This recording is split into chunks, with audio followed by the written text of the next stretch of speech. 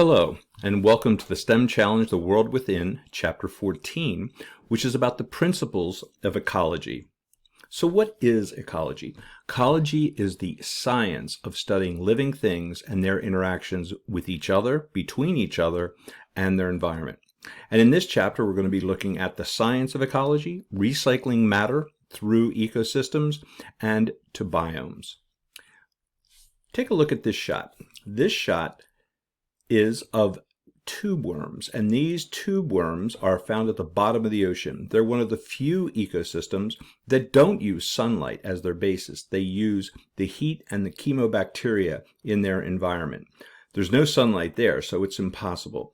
So ecology would study how is it possible for this group of organisms, not just this one, but all the organisms that live in that community, to function. So welcome, and let's get started.